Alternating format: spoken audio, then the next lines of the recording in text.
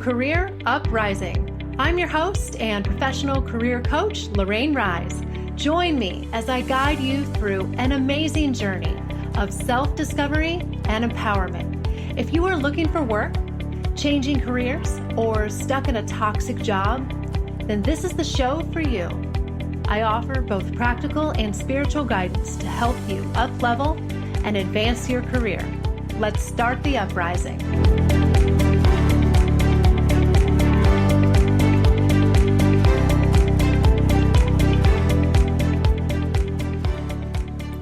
Hey everyone, you are listening to episode 102, How Meditation Will Transform Your Career with Mark Guay. Hello everyone, and welcome to the first show of August. We're recording now in July, but this will come out in August, and I just feel like 2021 is flying by. And I know it's a cliche to say that, and I say it a lot, but I'm always amazed at the passage of time and of this year. So I'm already thinking of my plans for 2022, and no doubt a lot of other people are as well. And it's amazing. Life is good. God is great. The sun is shining where I am, and here we are. And I have a wonderful guest in the studio. You guys are in for a treat today. And so am I, quite frankly. And this is really a full circle moment for me because I've got one of my teachers that I have followed for a long time in the studio. Mark Guay is here, and Mark is many wonderful things. He's an author, he's a coach, and most of all, to me, a spiritual teacher. And I've known him for he's been kind of in my atmosphere for a long time, and I've known him long before he ever knew me. That's for sure. I found him through his podcast that he had years ago called Your Life on Purpose. And I think it must have been probably 10 years ago. I don't know how long it was, honestly, but it's been a long time. And I remember listening to his show a lot, either in my car on the way to and from work or on a lunch break at work, looking for motivation, inspiration, peace of mind in my career, and just stress management, everything. I remember really turning to his show a lot. And his teachings have really resonated with me and stayed with me. And I still listen to his work a lot on Insight Timer, which is a great meditation app. If anyone is looking for something like that, you can find Mark on Insight Timer. And he's going to share a lot more about himself and where his teachings and where you can learn about him. But his teachings were so insightful and so meaningful to me back then, and they still are relevant so much today. And I think it's just funny how when the student is ready, the teacher appears, right? As they say. It is so true. I found him at a time when I think I was really hungry for the message that he had. And now, fast forward about a decade, and I have my own podcast, which is a dream that I had. And here he is in the studio as my guest. So this is very cool. I couldn't be more honored to have him here to share his work and his perspective and experiences on meditation. And we're going to talk about how it can support you in your whole life and in your career. Because I know for me personally, meditation has played an enormous role in my personal and professional growth. I would not be in the life that I'm in now, where I'm in a joyful, self-created career, making an abundant income, doing what I love from the comfort of my home, if I had not learned how to have mindfulness and be centered and be grounded spiritually. That was it's a critical component of who I am. And so it's been instrumental for me, and I don't think we've talked about it enough on this show. In fact, we've not dedicated a full show to talking about meditation yet. And I just have to say that I think Mark is the perfect person to come on the show and really do a deep dive about meditation and what it is and how it can help you with whatever you're going through in your career or in life. And, to me, it's so much more than just sitting still and sitting quiet for 10 minutes. It's a way of life. It's a way of looking at the world with mindfulness and deliberate intention. And it's about being conscious of your thoughts, knowing that your thoughts create your feelings create your actions, and your actions create your life. And so this is such a powerful principle when you apply it to anything, to your career, to your health, to your relationships. The message is just timely and relevant all around. So I want to bring Mark on the show and have him tell a little bit more about himself, and then we'll dive into how meditation can help you. So welcome to the show, Mark.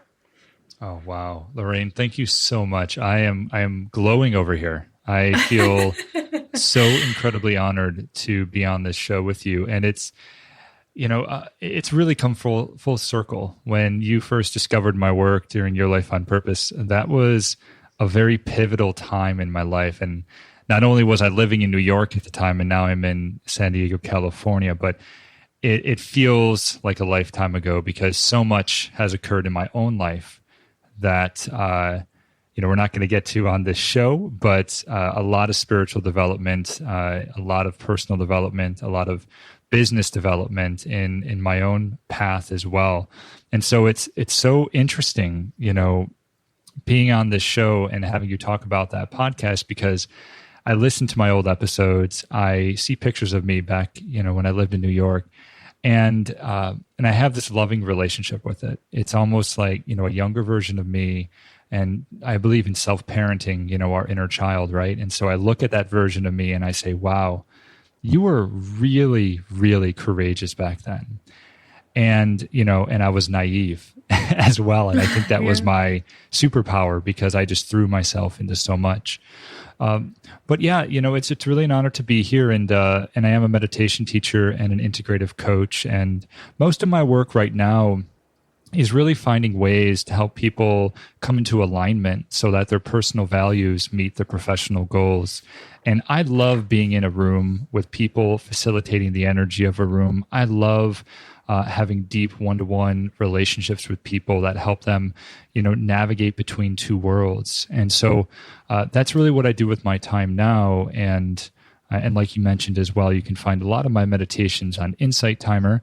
I do need to put some new ones up there. I have a few ideas of some new ones I can put up, and I am creating a course right now too, specifically using meditation. So I do need to put some more work up there, but that's me, in brief summary. Wonderful, wonderful. And I love what you said just now too about navigating between two worlds, because that's really what I think meditation is about, right? Is bridging that gap or perceived gap between where we are now here on earth and everything we can see and feel and touch, and the realm of consciousness and energy. And what you may have even heard in my intro to my show, that my intention with this show is to give a blend of both the practical and the spiritual, because I think that is so important, is that we need to have a little bit of both. But I think the first thing that we should do is maybe take even a step back, and talk about what meditation really even is at its core, and what we can get out of it. Because I'm wondering if maybe some people listening may not have ever practiced it, or have maybe just heard about it or read about it. So let's just start with that. What is meditation to you, Mark? What does it entail? What is it about? Great question. In a past life, I used to be a personal trainer and a USA triathlon coach. This was in my early 20s.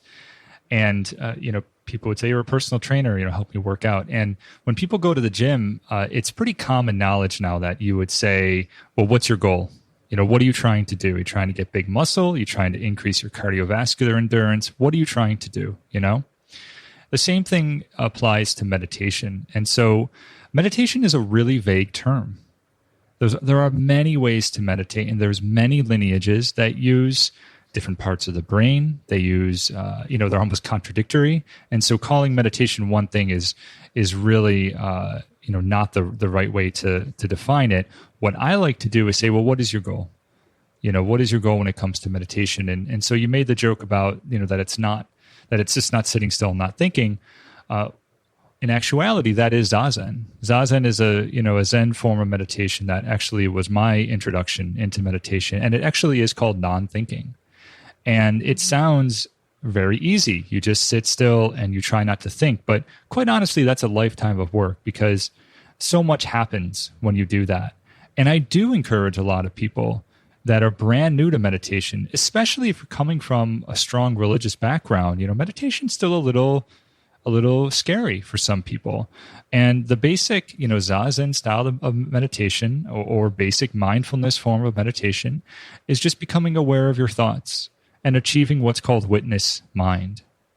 And what ends up happening, in my new course, I use the very simple image of sitting in front of a stream of water. And every time you see a thought, just imagine it like a leaf on the stream moving from right to left. And if we do that, enough times throughout years, we start building that muscle of being able to focus our mind. But what happens is really neat. We achieve witness state. And so we're actually able to see our thoughts. And then that brings out the very scary question of, who is the creator of my thoughts? Where are these things coming from? And that alone is a lifetime of work, just sitting with them and just going, wow, that's interesting. How'd that get there? And we become aware of the monkey mind. We become aware of just how much our minds are full of so many thoughts. And now this leads to not only anxiety, sometimes this leads to stress, and this leads to a lack of focus in our lives. So, that basic form of meditation, and there's a couple different ways to spin that, but that basic image of looking at the stream, seeing the leaves float, that alone is a powerful form of meditation. And when you're able to do that, you're able to decrease distractibility. And we live in a highly distracted world. I mean, there are so many things today that are just begging for our attention. There are literally billions of dollars being spent on how to distract us, because that's how advertisers make their money on social media. Yeah. And, it's only going to continue to grow there. So that type of meditation right there, super important to be able to, increase that muscle so that we can actually become the one who chooses where we place our focus. And that's a lot more difficult than it sounds. So, it is a lifetime of work. Yeah. You're right. Absolutely. Oh, I'm sorry. I didn't mean to cut you off there. Well, I was just going to say, and then there's a different form of meditation that maybe we'll get to a little bit later that you'll see on my Insight Timer meditations.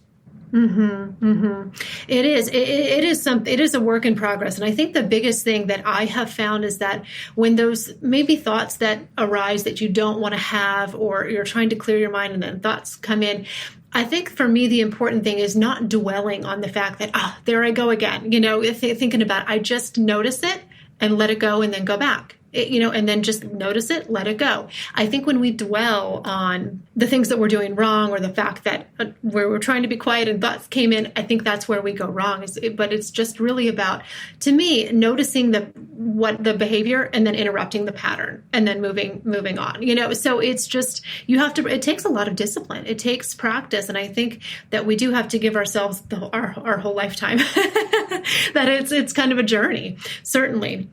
I know it's something that I've always been working on, because I am somebody who has a lot of thoughts and a lot of inspiration and ideas, and they come rushing through really quickly. Sometimes I have to just grab a piece of paper and write them down. So it's easy to get overwhelmed. And so for me, meditation is a way to stay a little bit more calm and just kind of slow things down, because I tend to move very quickly. I think quickly, move, speak, talk, everything. I just do everything quickly in life. So I have found that meditation helps me to just take a step back, just slow down. I don't have to be so immediate with everything, because you're right. Everything in our society is so instantaneous and so immediate. And I think it's quite detrimental. So what can you share a little bit? And I know this is a very big, broad question, but can you share maybe some examples from your own experience of how meditation has transformed your life or your business, or any aspect you want to share? What are some of the benefits that you have seen by committing yourself to this practice? Sure. Yeah, thank you for that. And I do want to just comment on use the word discipline. And I think that's honestly a great word for it, because I define discipline as self-compassion. It really is a way to fully honor yourself and love yourself, because it increases your autonomy. So I love that. Yeah, thank you. Actually, it was Dr. Wayne Dyer who introduced me to that thought, and I really enjoyed his work quite a bit, particularly in my later 20s. So to answer the question, what kind of transformation have I seen from meditation?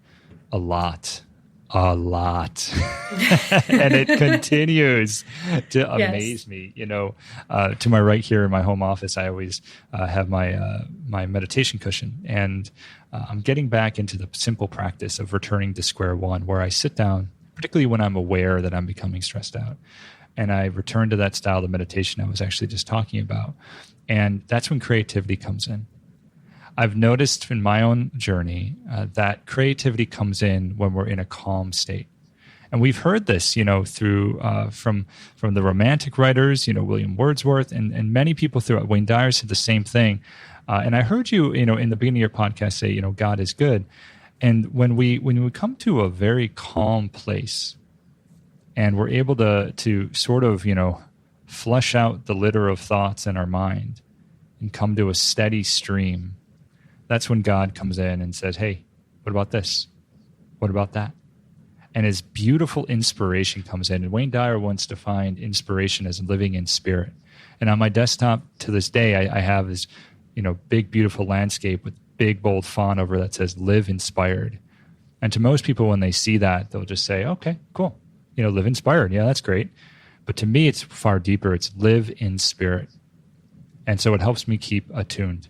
Because it's so easy, myself included, no matter how much I meditate, it's so easy to still get distracted because we live in a highly distractible world. And I also have an 8.5-month-old in the house. And so anyone with kids knows that the test of meditation definitely comes in when you have children. But I do want to say one thing. I want to share that there's another form of meditation, manifestation meditation. And that type of meditation rocked my world. And the reason it rocked my world is because I kept it secret for years. And this is before The Secret came out, and it was a big thing. I kept it secret for years because I grew up in a neighborhood, in a family that would have thought I was worshiping the devil for that form of meditation. And I was scared, to Really? share this with people. That. I did, yeah. And so I kept it secret also because I'm a skeptic. There's still I'm a New Yorker. Naturally. And so there's a natural skeptic in my blood where I have to test it. And so I tried this form of manifestation meditation for years. And then all of a sudden, the things that which I envisioned during my manifestation meditation started to come into reality. And it rocked me because it brought me to a place where I had realized, A, I actually have way more power in this life than I had thought.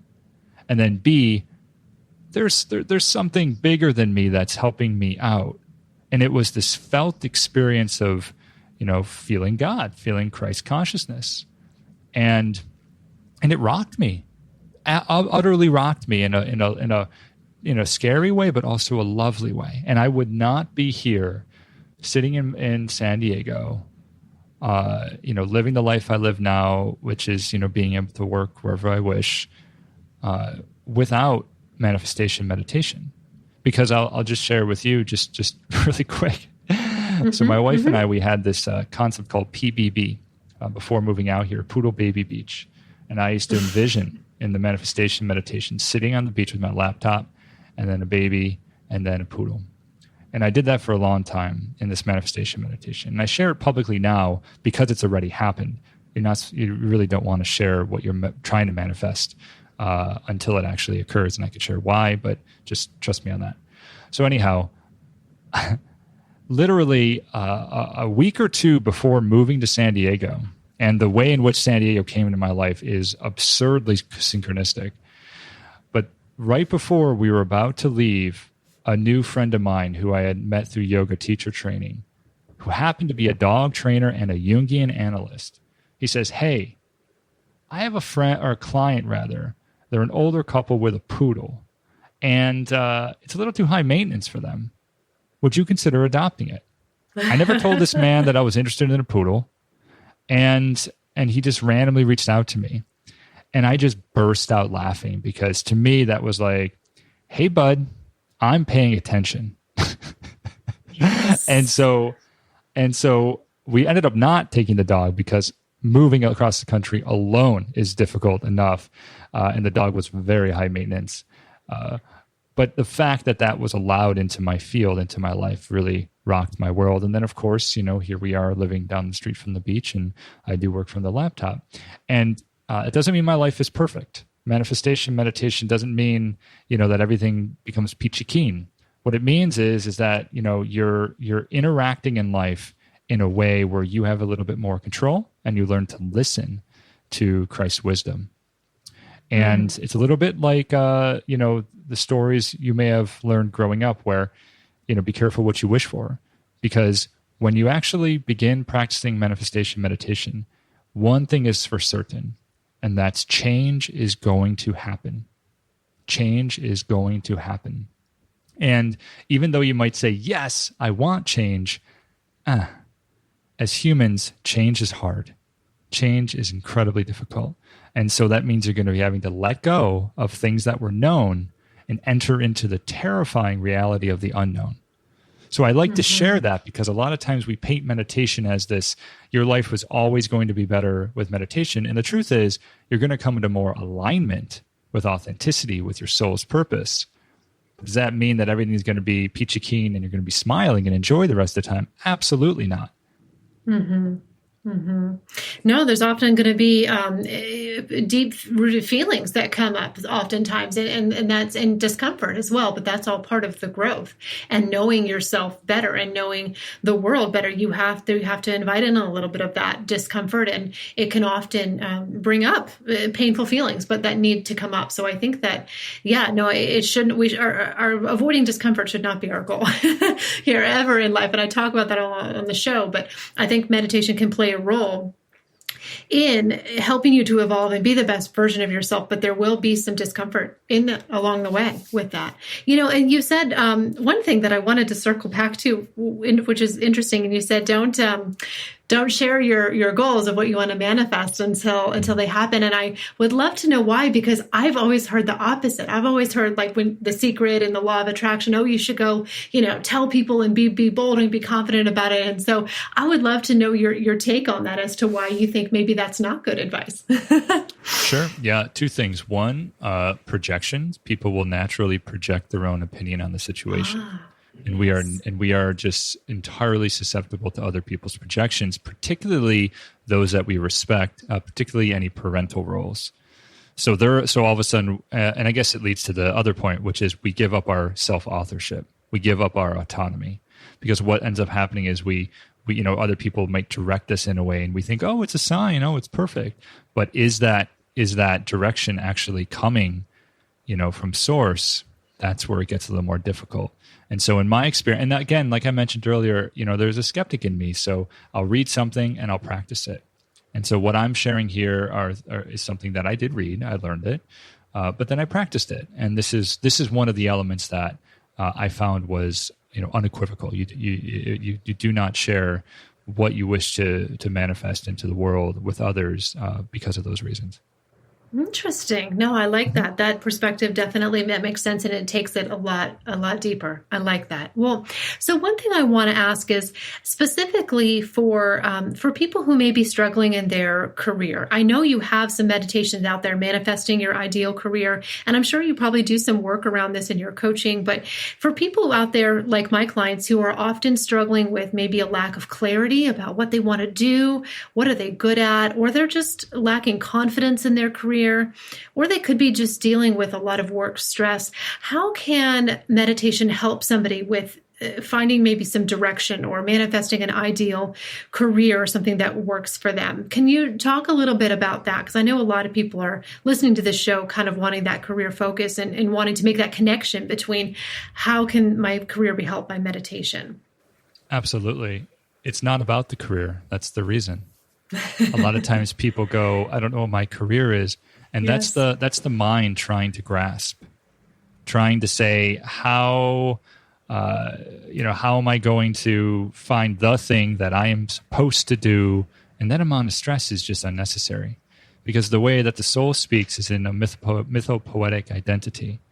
And so it's about the why. What's the infinite game behind why you're choosing this career, or why you even want to go into, a career that you're interested in. So earlier I had mentioned I help people navigate between two worlds. That's how I identify my career. I help people navigate between two worlds. I did that as a teacher. I did it as a podcast host. I do it as a coach. I do it in when I lead grief ritual, just like the other day. I do it when I lead men's intensives. I help people. I am the one who helps people navigate between two worlds. Another way of thinking it, a great teacher of mine, Dr. Bill Plotkin, said, he says, I am a cocoon weaver. I help weave cocoons of transformation. What does that mean? Imagine putting that in your resume. Right. I have a BS in weaving cocoons. Like, people are going to look at that and say, are you kidding me? Right? But that's how you want to think about when you enter into a career. The career doesn't matter. What matters is that, are you in alignment with the language that your soul is trying to speak to you? That's what matters. The difficulty is finding a way in which culture wants to pay you for it, right? Mm-hmm. And so it could be a number of different ways. And that's where people get a little lost in terms of feeling that they need to sacrifice in a level of authenticity to meet, the way culture has decided, here are the jobs that are, quote, real or professional, blah, blah, blah. It's all about creating value in the world. And if you create value, people will offer you value in return. And the easiest way to denote value is through monetary exchange, right?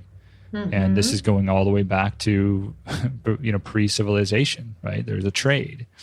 And so creating value as your, mythopoetic identity and why you're doing what you're doing, that's going to be the career that, you're going to fit into.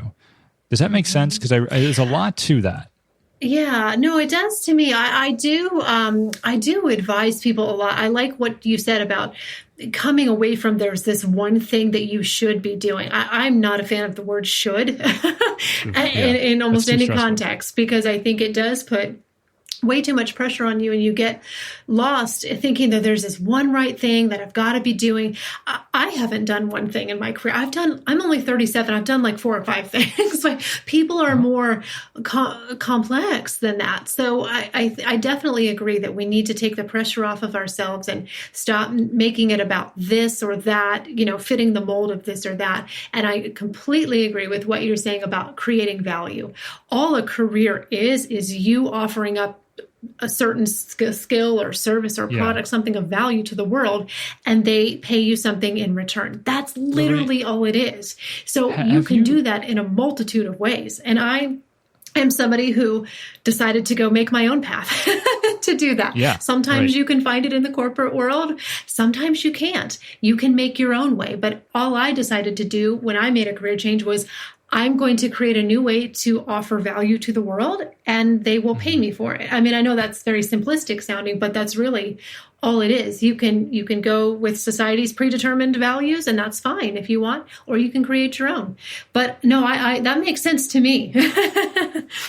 Definitely. That's beautiful. That's beautiful. Yeah. And that takes a lot of courage. And I want to honor that courage that, you felt into, because that's really what it comes down to. It's a lot of courage. It does take courage, because there's a lot of vulnerability that I think stops people in that from putting themselves out there and becoming the company or becoming the product or the service. But I mean, you and I know that very well. That's our world, right? As our kind of our teachings, and that's our service. So, but no, it can be done in a multitude of ways. And I think people need to really just kind of be open and use their intuition. And when you kind of to what you were saying too, it's not so much about the career. It's about what kind of person and who do you want to be? And when you start becoming that person, even in little ways, everything starts to be aligned. The career path will show up. The people and the resources you need will show up, because you are becoming that person that you want to be. And everything falls into place. That's how I have found that it tends to work. Beautifully put. I love that. Yeah. Well, why don't you just tell us a little bit more too, Mark, about your offerings, your courses. I know you have a course coming out soon. I'm sure you have probably ebooks. Tell us a little bit more about your work and where people can go to learn more about you. Sure. Yeah. Thank you so much. So, my website is my full name.me, markwguay.me, markwguay.me. And I am working actually on my first offering in a while. I've been really honing my craft, working with teams, working one-to-one with people, running intensives, and running gatherings, running circles. And so this is actually the first offering that I brought to the world outside of my immediate area in a few years. And so it's kind of a big deal in my own world to start doing that again. But it is a 3-day meditation course called Take Back Your Mind to help people increase their focus and decrease their digital distraction. And it was born out of honestly seeing my son Rowan being born and just noticing how no matter what we're doing, trying to, play with our son, wolf howls or giggles or whatever, if there's a screen in front of him, it automatically takes his attention. And so I just noticed how much control that screen has over our attention. And I thought, you know what? I want to start building things that will help people take back control of their mind. So that's going to be rolling out hopefully in fall of 2021. I just worked with my composer. I hired a composer this time to work with the meditations, and I'm really excited about that. It's the first time I've done that. And it's a simple 3-day offering, but I'm putting a lot of energy into it because I really believe in it. So that's going to be available in fall, and you could just go to takebackyourmind.com to sign up for that right now if you'd like for when it releases, or just head to my website and you'll see it there as well. Aside from that, I do run a free men's circle every first and third Monday of the month with my partner, Tyson Adams. And that's something that we both decided was really important to offer to other men because men's coaching and men's intensives were pivotal in our own development. So you could head over to my website and you'll be able to sign up for those. It's not open. It is free. It's public, but you do need to have done enough personal development to enter into the circle. And what I mean by that is therapy. This is a place for deep embodiment, for men to really show up with all that they have and be seen and witnessed by other men for the totality of their human emotional experience. It's a very powerful space. So I invite any men who are listening to go there and join the monthly circle. It's Mondays and the first and third Mondays of the month at 6:30 p.m. Pacific time. Wonderful, wonderful. And I had the pleasure of getting a sneak peek of your course, Take Back Your Mind. So to everyone out there, I would highly recommend it. I've gone through it. It is powerful. And it's so, so critical, especially for somebody like myself who deals with that monkey mind that you're talking about. I do too. Yes. Right. It's really just timely and relevant right now. So thank you so much, Mark. I really just appreciate your time, your insights, your energy that you've brought to the show today. And it's just really been an honor to talk to you, like I said, as somebody whose voice I heard for so many years through the microphone and through my phone. And now to be interviewing you is really an honor. So thank you so much for being here. It's quite the honor to be here, Lorraine. Thank you so much for putting this work out in the world. Your intention is incredibly powerful. Well, thank you. Thank you. So that wraps up our show, everyone. Please go to Mark's website and learn more about him, connect with him. You can also go to my website, careeruprising.com, to learn more about me. And I hope this message resonates with everyone. I hope you take action on it, take it to heart. And I will be back in a couple of weeks with another show. Thanks, guys.